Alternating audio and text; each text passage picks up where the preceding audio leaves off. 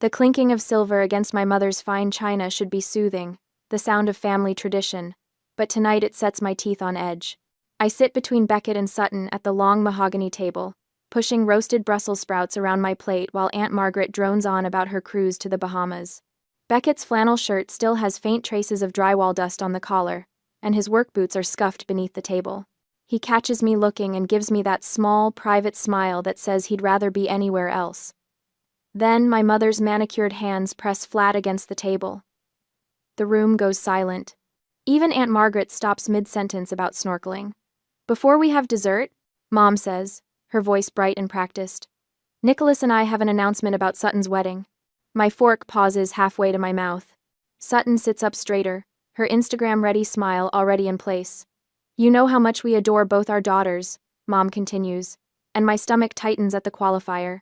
Nothing good ever follows that phrase. And we believe in supporting family dreams. Dad clears his throat, straightening his tie.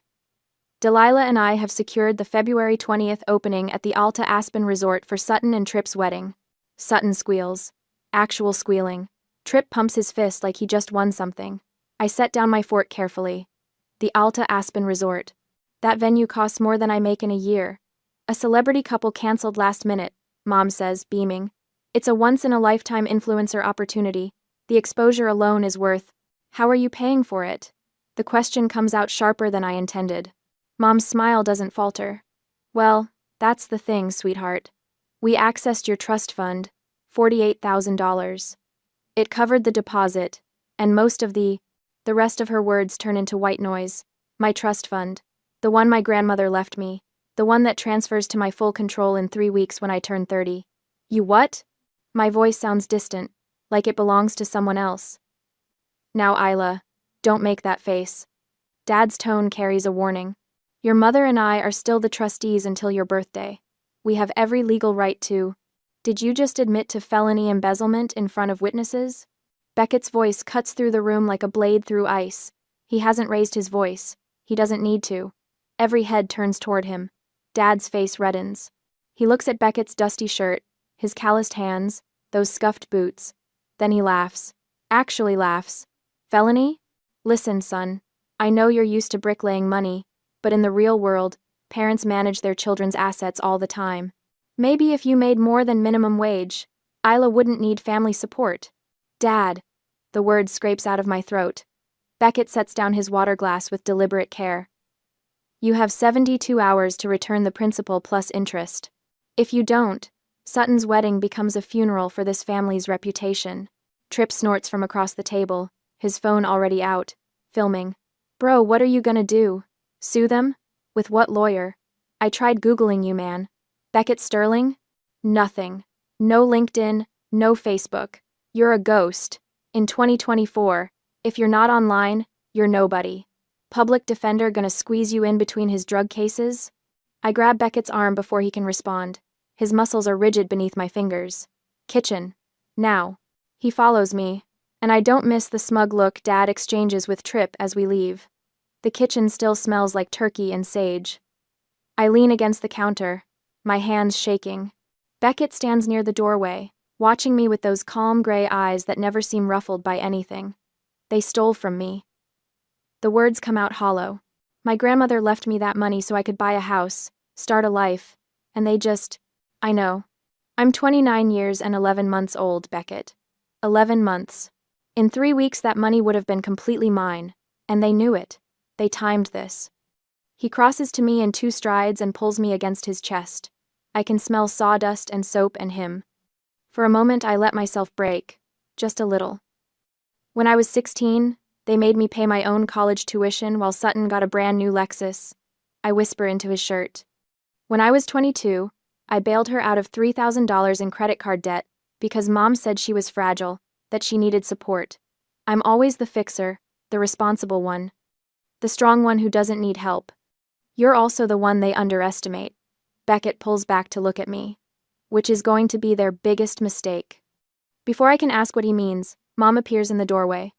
"Isla, honey, come back to the table. You're embarrassing yourself." I straighten, turn to face her. She's wearing her patient smile, the one that says she's the adult and I'm the child throwing a tantrum. "Embarrassing myself?" Something inside me cracks. Not breaks, cracks. Like ice before it shatters. You stole $48,000 from me. We borrowed it, sweetheart. For family. Sutton is fragile. She needs this spotlight to thrive. You're a survivor. You'll make more money. This is about supporting your sister when she... No. Mom blinks. Excuse me? No. This isn't about survival. This isn't about support. This is theft. Her face hardens. Don't you dare speak to me that way. After everything we've done for you. Name one thing. The kitchen goes silent. I can hear voices from the dining room. Aunt Margaret asking if everything is all right. Mom's jaw tightens. You have until dessert to apologize and come back to this table like a grateful daughter. Otherwise, you can leave. She turns and walks away, her heels clicking against the hardwood. Beckett touches my shoulder. We should go. Wait. I grab my purse from the counter and pull out my phone. My hands are steadier now. If they want to play this game, they're going to regret it. Back in the dining room, everyone stares as we gather our coats. Sutton has tears in her eyes, the performance kind that look good on camera. Dad won't even look at me. Tripp is still filming, smirking. I stop at the doorway and look back at my family. My whole life, I've been invisible to them, unless they needed something fixed. Not anymore. 72 hours, I say quietly. Enjoy your turkey. The door closes behind us with a soft click that sounds like a gunshot. Monday morning, I call the trust administrator before my shift starts. My hands shake as I dial, coffee going cold on my kitchen counter. Beckett left an hour ago for a job site, kissing my forehead and telling me to breathe. I can't breathe. Not until I know how bad this actually is. Miss Cook, let me pull up your account. The administrator's voice is professionally neutral, the kind that gives nothing away. I hear typing. Then silence. Then more typing. Is there a problem? I'm seeing some unusual activity. Can you hold, please? The hold music is classical, something with violins that makes my teeth ache. I pace my small living room, past the secondhand couch Beckett reupholstered last spring, past the bookshelf we found at an estate sale. Everything here we built ourselves. Nothing handed to us. Miss Cook? A different voice now. Older, careful. This is Gerald Hutchins, senior trustee. I need to ask you a question. Did you sign a verbal consent memo 2 months ago authorizing a $48,000 transfer to Sutton Marie Cook? My stomach drops. No. I was afraid of that. Papers rustle. The documentation is dated September 15th. It claims you verbally agreed to gift the funds to your sister for wedding expenses, and that you'd formalize it in writing before your 30th birthday. I never said that. I didn't even know about Sutton's engagement until October. More rustling. Miss Cook, I'm looking at the transfer log right now. This wasn't impulsive. Someone accessed the account 3 separate times over 6 weeks, moving funds in increments to avoid triggering our large withdrawal alerts. They knew exactly what they were doing. I sink onto the couch, premeditated, not a desperate grab in a moment of weakness. They planned this. Can you email me everything? Every document, every transfer record, every piece of paper with my name on it? I'll send it within the hour. Miss Cook, I have to tell you, this doesn't look good. If that consent memo is forged, we're talking about fraud, criminal fraud. I end the call and stare at my phone. The screen shows 7:53 a.m. In 7 minutes, I'm supposed to clock in at the warehouse, manage shipments, fix other people's logistics problems. But I can't move. My parents didn't just steal from me. They framed it as my choice.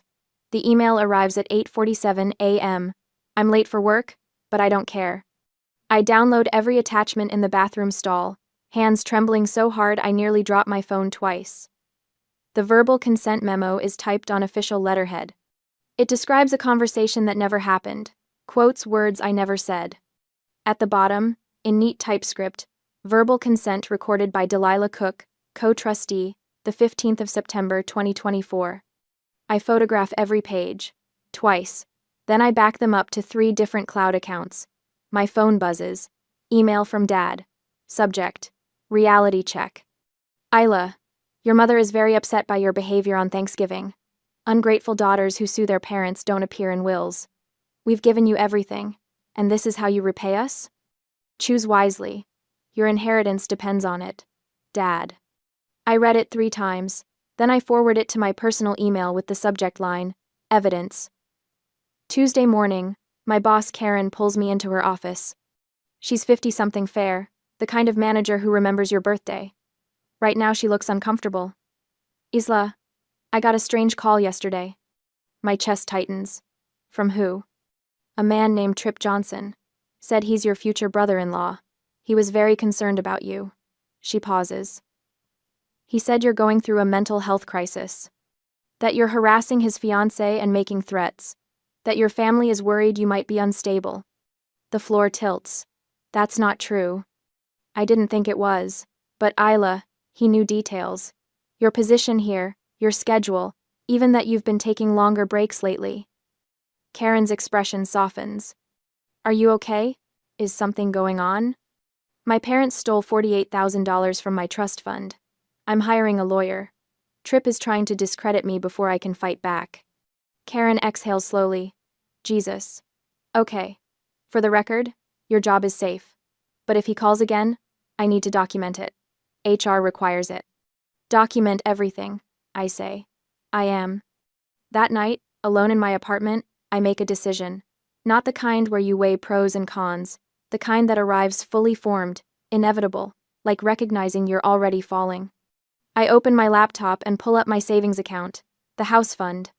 $8,216. Every extra shift, every skipped dinner out, every birthday where I asked for cash instead of gifts. This was supposed to be my future, my foundation. I transfer $8,000 to my checking account. Then I Google forensic accountants and lawyers who handle trust fund fraud. Martin Webb's website is plain, professional. 30 years exposing financial deception. I send him the trust documents at 11:34 p.m. Riley Donovan's site shows a woman in her 60s with steel gray hair and sharp eyes. Family law attorney specializing in elder abuse and trust disputes. I email her at 11:41 p.m. By Wednesday morning, both have responded. Martin's retainer is $4,000. Riley's is $4,000. I wire the money before I can reconsider. This isn't saving for a future anymore. This is paying for survival now.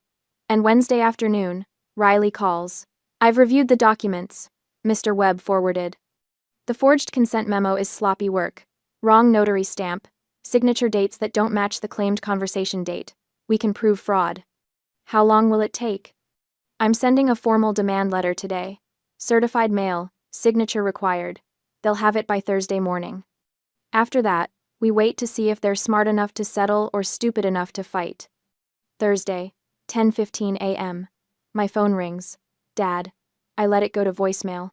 How dare you? How dare you send lawyers after your own parents? You want to destroy this family over money? We'll destroy you first. Everyone will know what kind of daughter you really are. I save the voicemail. Evidence. Thursday, 6:47 p.m. The family group chat explodes. Tripp has posted a photo. Beckett's rusted 1,998 Ford F-150 parked next to Tripp's leased BMW M5. The caption reads, "Maybe if your boyfriend worked harder, you wouldn't need to sue your own parents." 37 family members see it. Aunt Margaret comments, "So sad when jealousy ruins families." Cousin Jennifer adds a crying emoji. I stare at that photo, at Beckett's truck with its dented fender and faded paint. Tripp thinks he's humiliating us. He has no idea what he's looking at. I screenshot the post. Then I screenshot every comment. I don't delete the app. I don't respond. I just add it to the folder labeled Evidence, and wait. Saturday morning, I wake to my phone vibrating like it's having a seizure. 37 notifications. 42. 56. I grab it from the nightstand, squinting at the screen. Text messages, voicemails, Instagram tags, Facebook comments.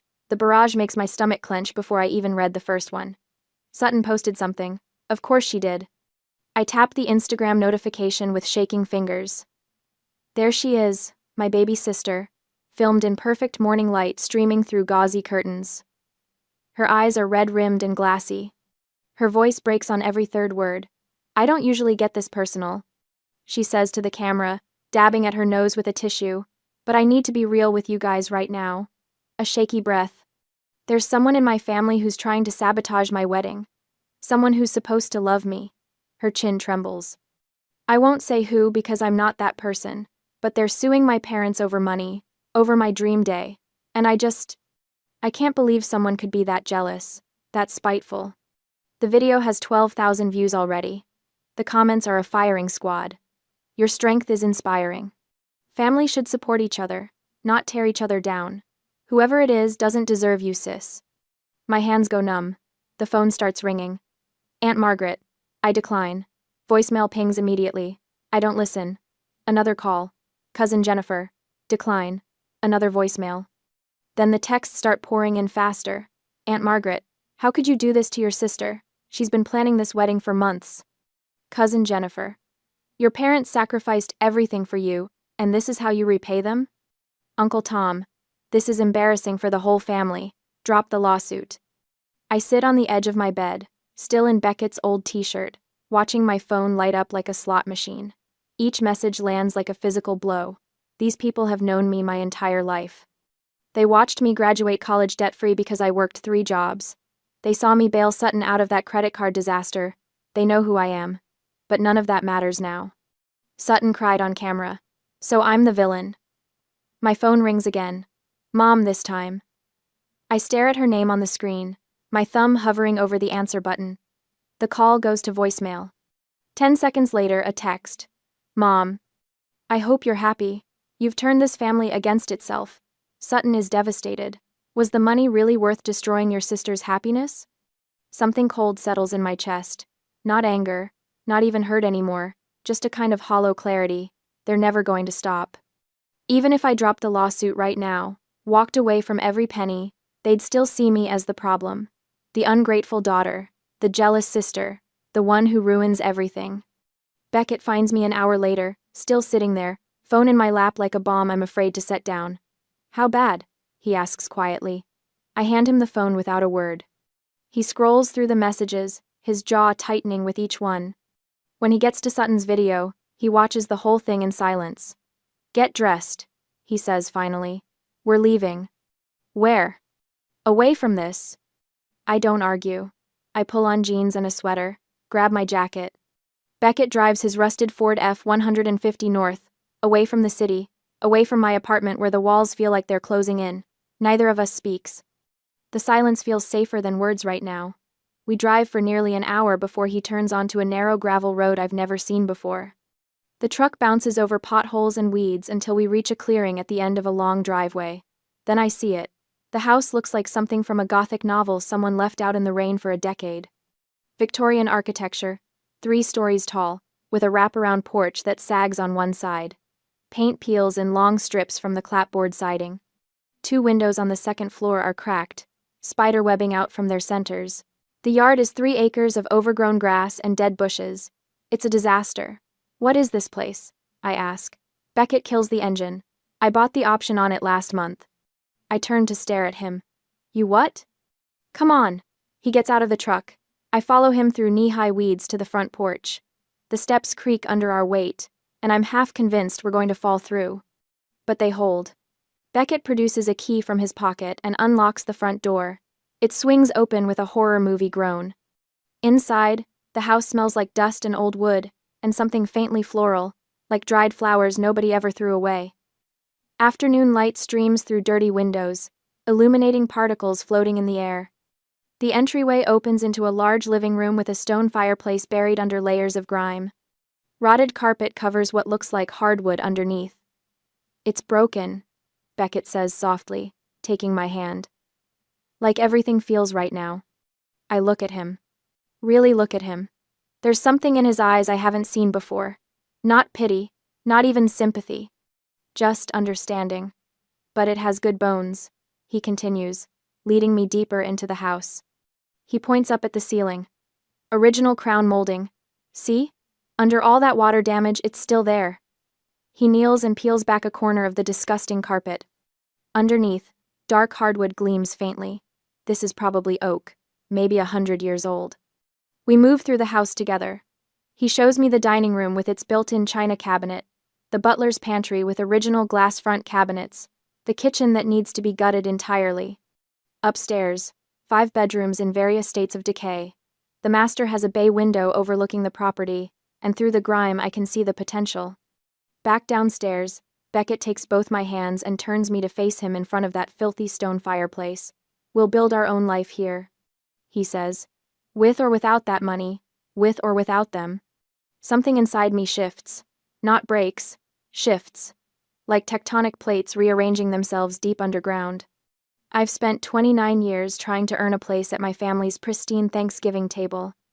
Fighting to be seen, to be valued, to be loved the way Sutton is loved. Hoping that if I just fixed enough problems, absorbed enough blame, stayed quiet and competent and useful, they'd finally see me as worth keeping. But standing in this wreck of a house, I realize I don't want that anymore. I want this broken Victorian with good bones. This man who sees my value without needing me to prove it. This possibility of peace, even if it comes with peeling paint and cracked windows. I want this more, I whisper. Beckett pulls me close, and I breathe in sawdust and possibility. We walk the property as the sun starts sinking lower. 3 acres of dead grass and overgrown brambles and a few trees that might bloom come spring. It's ugly right now, but it's ours. Then Beckett's phone rings. He glances at the screen, and something changes in his face. I need to take this. He walks about 20 feet away, turning his back to me. I watch him answer, and his entire posture transforms. Straighter, sharper, too. His voice carries across the dead grass, but the tone is completely different from the one I know. Yes, I've reviewed the acquisition timeline, he says, crisp and authoritative. Professional in a way that doesn't match the flannel shirt and work boots. Board approval by Tuesday. Liquidity requirements are covered on our end. A pause. No, the merger won't affect our existing property portfolio. We're expanding, not consolidating. I freeze. Property portfolio? He listens to whoever's on the other end, and I catch fragments. Due diligence completed. Finalize the purchase agreement. Wire transfer authorization. This doesn't sound like a contractor talking to a client. This sounds like something else entirely.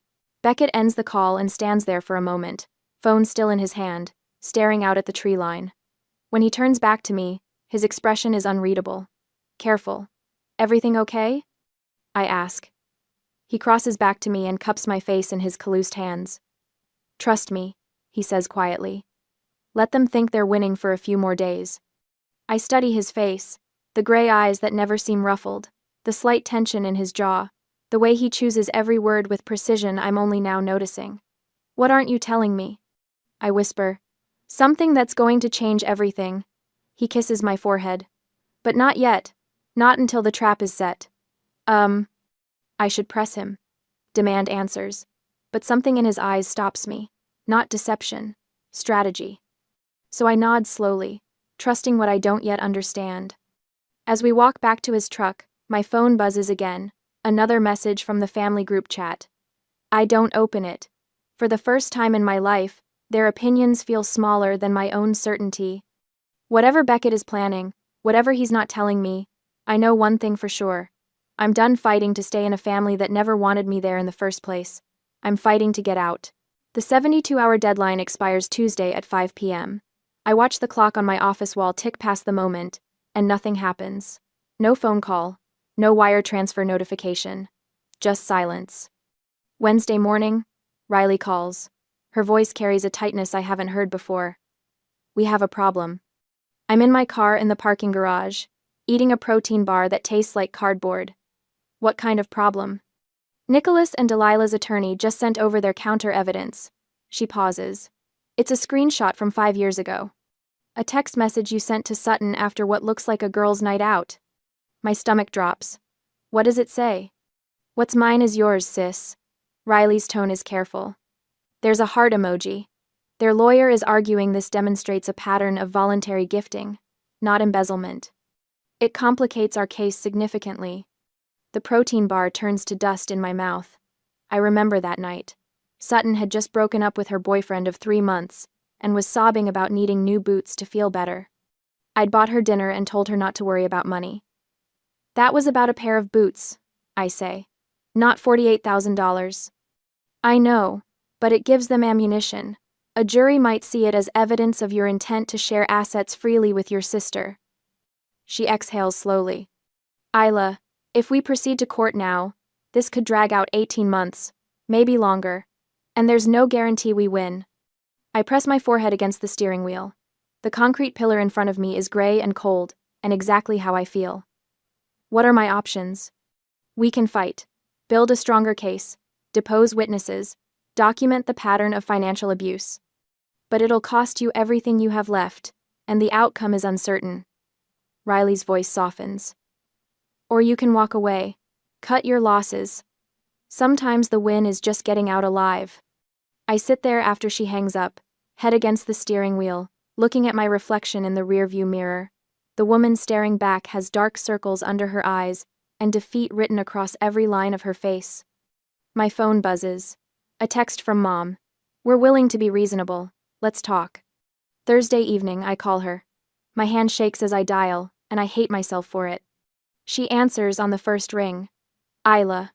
Her voice is warm, relieved, triumphant. I'm so glad you're being sensible about this. I can't do this anymore. The words come out small, exhausted. Beckett is across the room, watching me with those unreadable gray eyes. I'll sign whatever you want. Mom's relief floods through the phone.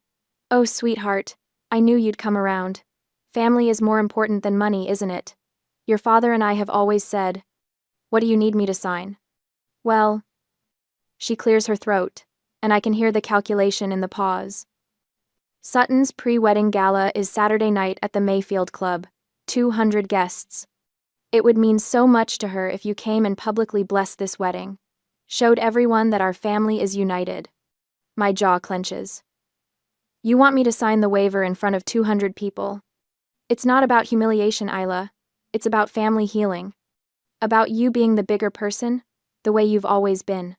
Her voice takes on that syrupy quality I've heard my entire life.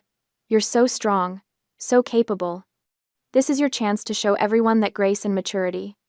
Beckett crosses to me and takes my free hand. His fingers are warm and steady. Fine, I whisper. I'll be there Saturday. Oh, wonderful. I'll text you the details. And Isla, I'm proud of you. This is the daughter I raised. She hangs up before I can respond. I set the phone down and stare at it like it might bite me. Beckett sits beside me on the couch, still holding my hand. I just gave up, I say. I just let them win. He doesn't answer, just squeezes my fingers once, a message I can't quite decode. Friday afternoon, my phone explodes with notifications. Sutton has posted an Instagram story, a close-up of her hand holding Tripp's, both their engagement rings catching the light. The caption reads, "Sometimes love wins. Family first. After wins." The comments flood in. So happy for you. Family is everything. Your sister must be so proud. I'm still staring at it when Beckett's phone buzzes. He glances at the screen and shows me. Tripp's text. Your girl finally learned her place. Maybe you should too. Beckett deletes it without responding. Then he pulls up something else on his phone and shows me a confirmation email. The Alta Aspen Resort. February 20th booking. Paid in full. $48,000 of my money. Now locked into their dream wedding. They committed everything, Beckett says quietly. The venue is non-refundable. I know. My voice is hollow. They won. He looks at me with an expression I can't read, then goes back to his phone, typing something I can't see. Saturday afternoon, I'm in Beckett's truck as he drives us toward the Mayfield Club. I'm wearing a simple black dress that feels like funeral clothes. The waiver document sits in my purse, already reviewed by Riley, already marked with sticky tabs where I need to sign. Are we doing the right thing? The question comes out smaller than I intended. Beckett adjusts his cuff, and I catch a flash of something on his wrist. My breath stops. The watch is vintage, elegant, unmistakably expensive. Patek Philippe, if I'm seeing it correctly. The kind of timepiece that costs more than my father's car. He catches me noticing and covers it smoothly, but not before I see the briefest smile touch his lips. The trap only works if the animal thinks the cage is empty, he says. My pulse quickens. I look at him, really look at him. The flannel shirt is gone today, replaced by a crisp white button-down and charcoal slacks. His work boots are nowhere in sight. He's wearing Italian leather shoes I've never seen before. Beckett. My voice is barely a whisper. What did you do? Trust me. He glances over, and his gray eyes are clear and calm and absolutely certain. Let them celebrate. Let them think they've won. Let them commit everything publicly. Lock in that Aspen booking. Maximize the height from which they're about to fall.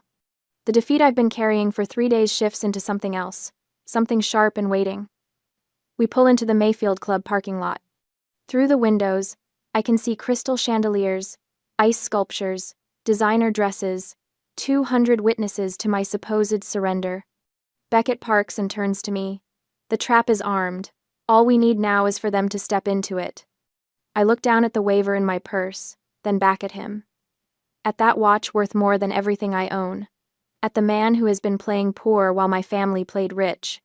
Who are you? I breathe. He smiles. You'll find out in about 2 hours. Ready? I take his hand. My fingers are steady now. Let's go spring the trap. The gala is everything Sutton dreamed about. Crystal chandeliers scatter light across the ballroom like captured stars. Ice sculptures shaped like swans guard the buffet tables, slowly melting into their silver trays. A string quartet plays something classical in the corner, notes floating above the murmur of 200 guests in cocktail attire. I stand near the back wall in a simple black dress, watching Sutton work the room in designer white. She looks like a bride already, and I suppose that's the point. Every few minutes, she touches someone's arm, laughs at the right moment, poses for photos with her phone held at the perfect angle. Beckett stands beside me, silent. He's wearing a suit I've never seen before, charcoal gray with a subtle pinstripe. No drywall dust tonight. His hand rests on the small of my back, steady and warm. You ready? You ready? He asks quietly. I nod, though my throat feels tight. Sutton takes the microphone from the DJ. The quartet stops playing. The room settles into expectant silence. Thank you all so much for coming tonight, Sutton says, her voice bright and practiced. She presses one hand to her heart. This is such a special moment for Tripp and me, and I'm so grateful to have you here to celebrate our journey to the Alta Aspen Resort. Polite applause. Someone whistles. I especially want to thank my parents, Nicholas and Delilah Cook, for their incredible generosity. Sutton's eyes shine with what might be real tears. She's gotten good at this. Their generous gift made my dream wedding possible, and I can't express how blessed I feel. More applause, louder this time. Mom dabs at her eyes with a handkerchief. Dad stands straighter, accepting backslaps from Uncle Tom and Aunt Margaret's husband. And now, Sutton continues, her smile widening, I'd like to invite my sister Isla to the stage. 200 faces turn toward me. The weight of their attention makes my skin prickle. I force my feet to move. I leave my clutch on the chair. I won't need it. I cross the polished floor to where Sutton stands in her spotlight. She hugs me, whispers in my ear, "Thank you for being reasonable." I pull back and see Dad approaching from the side. He pulls a folded document from his inner jacket pocket, along with a gold pen. His smirk is subtle but unmistakable. He's savoring this moment, having the surrender signed in front of everyone. The room watches, waiting for my capitulation, the responsible daughter finally accepting her place. Then Beckett steps forward. He doesn't take the pen. He reaches past Dad and takes the microphone from Sutton's hand. His movement is smooth, confident. Not aggressive, just certain. "Sutton," he says, his voice pleasant, almost friendly. "Could you check your email?" Sutton frowns. "What? Beckett? This isn't—" "Your email. Check it." Something in his tone makes her reach for her phone. The room has gone quiet again, but this silence feels different, uncertain. I watch Sutton's face as she unlocks her screen, watches her scroll, watches the color drain from her cheeks like water from a broken glass. Why? Her voice comes out small. She looks up at Beckett, then at her phone again. "Why is my reservation canceled?" "I'm sorry?" Mom pushes forward through the crowd. "What did you say?" "My reservation." Sutton's voice rises, cracking. "The Alta Aspen Resort just sent an email. Our wedding is canceled. She scrolls frantically. "They refunded the deposit. All of it. Why would they? Why is my wedding canceled?" The last words come out as a scream. Guests murmur. Someone gasps. Beckett's smile doesn't change. Professional. Cold. Because I ordered it canceled. I am the CEO of Sterling Hospitality Group. We acquired the Alta Aspen Resort last week. The room goes completely silent. I stare at him. CEO. Sterling Hospitality Group. The words don't connect to the man who showed me a broken Victorian house, who wears flannel shirts dusty with drywall, who drives a rusted 1998 Ford F-150. Dad finds his voice first. That's impossible. You're a laborer. You don't. Beckett signals toward the back of the room. A screen behind the DJ booth illuminates, flooding the wall with blue light. Documents appear. Transfer agreements. Corporate acquisition papers. And there, enlarged so everyone can read it, the forged trust memo, with Mom's signature. While a text message might delay civil proceedings, Beckett says, his voice carrying to every corner of the ballroom, the documented intent to conceal this transfer makes it criminal fraud under our corporate anti-corruption bylaws. He pauses. Lets the words settle. 200 witnesses, hearing every syllable. Sutton Cook and Trip Johnson are now blacklisted from every Sterling property globally. That's 137 luxury venues across North America. His voice never rises, never hardens. Just states facts. There will be no wedding at Aspen. There will be no wedding at any comparable venue in this region. You can't. Dad lunges forward. 2 security personnel appear instantly, blocking his path. I didn't even see them enter. They're professionals, hands raised in calm warning, but their presence is absolute. The ballroom doors open. 3 attorneys in matching navy suits walk in carrying briefcases. They move like a choreographed unit, flanking Beckett. The lead attorney steps forward. She's older, gray hair pulled back severely. Mr. and Mrs. Cook. I'm Riley Donovan, lead counsel for Sterling Hospitality Group. We have prepared a criminal filing for fraud regarding the forged documents to be submitted Monday morning. However, Mr. Sterling is willing to treat this as a civil misunderstanding if full restitution is initiated immediately. Total $60,000. Mom makes a sound like a wounded animal. Nicholas, do something. Dad's face has gone purple. This is insane. You can't just we're her parents. We have rights. You had trustee authority? Riley says calmly. You abused it. The documentation on the screen proves intent to defraud. Your choice is simple. Pay now, or explain your actions to a prosecutor.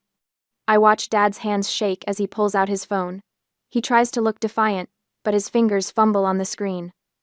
Mom hovers beside him, whispering frantically. The guests stand frozen. Nobody leaves.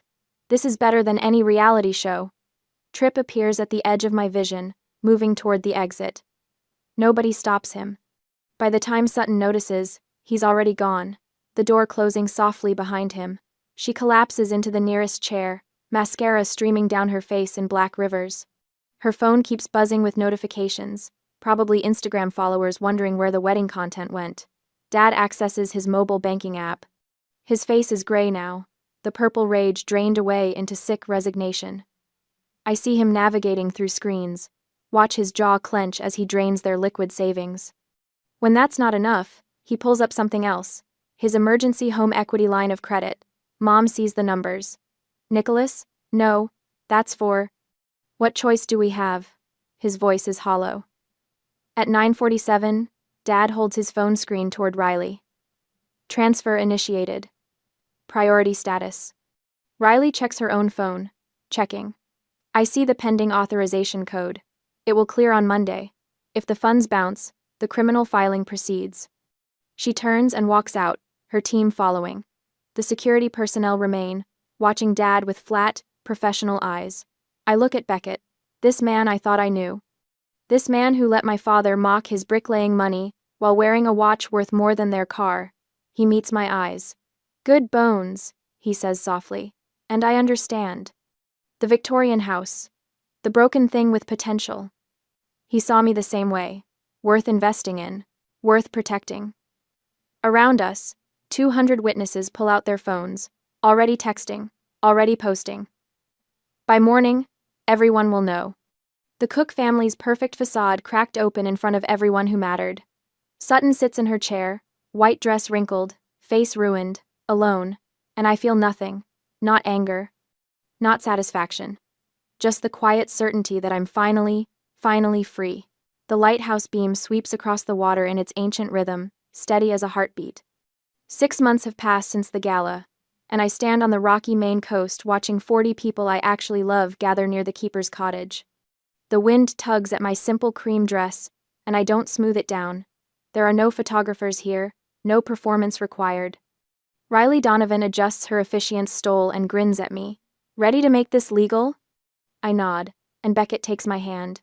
His calluses catch against my palm, rough spots from 6 months of sanding floors and pulling down rotten drywall together. Emma, my childhood friend, hands me a bouquet of wildflowers she picked this morning from our overgrown acre. Martin Webb sits beside his husband in the second row, both of them beaming. No, Nicholas. No, Delilah. No, Sutton. The ceremony lasts 12 minutes. Riley keeps it simple, honest. When Beckett kisses me, the waves crash against the rocks below, and I taste salt air and freedom. Later, we drive everyone back to the Victorian house. Our house, the one Beckett called broken but with good bones. I park in the gravel drive and stare at what we built. Fresh white paint gleams on the porch rails. New windows catch the afternoon sun.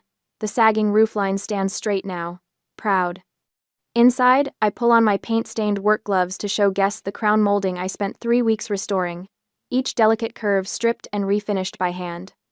The stone fireplace we uncovered from behind cheap paneling dominates the living room, its original brick exposed and repointed.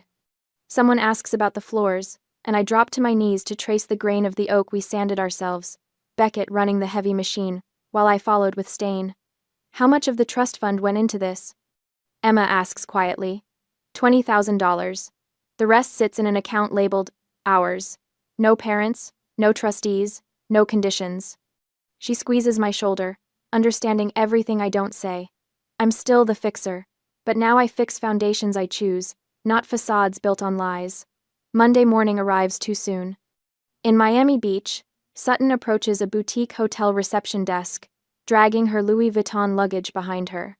She's tanned, exhausted from posting healing journey content that gets fewer likes each week. The young clerk types her name, frowns, types again. I'm sorry, Miss Cook. Your ID is flagged in the Sterling Partner Alliance network as a financial liability. Our system won't allow check-in. Sutton's voice rises. That's impossible. Run it again. The clerk runs it again. Same result. I need to see your manager. Now. The manager arrives, reviews the screen, and nods to security. Ma'am, you'll need to leave the property. Sutton is escorted out while confused tourists watch. She tries 3 more hotels that day. The result is always the same. Back in Maine, I sit on our porch at sunset, coffee warming my hands. The ocean stretches dark and endless before me. My phone buzzes. A text from Delilah. Please, we need to talk. I'm sorry. I read it. Feel nothing. Set the phone down without responding. I'm not angry anymore. Anger requires caring what they think, what they feel, whether they understand. I've spent 29 years translating myself into a language they refuse to learn. I'm just free. Beckett steps onto the porch, draping a warm blanket across my shoulders. He settles beside me, our thighs touching, and we sit in the kind of silence that only happens when you've stripped drywall together at 2 a.m. When you've made 1,000 small decisions about paint colors and cabinet hinges, and whether to keep the original banister. The lighthouse beam sweeps past again. 1 rotation, 2, 3. I used to think being invisible to them meant I wasn't loved, I whisper. Now I realize being invisible to them means I'm finally safe. Beckett kisses my temple, his lips warm against my skin. The waves crash, the lighthouse turns, and for the first time in 29 years, Isla Cook isn't fixing anyone's problem but her own.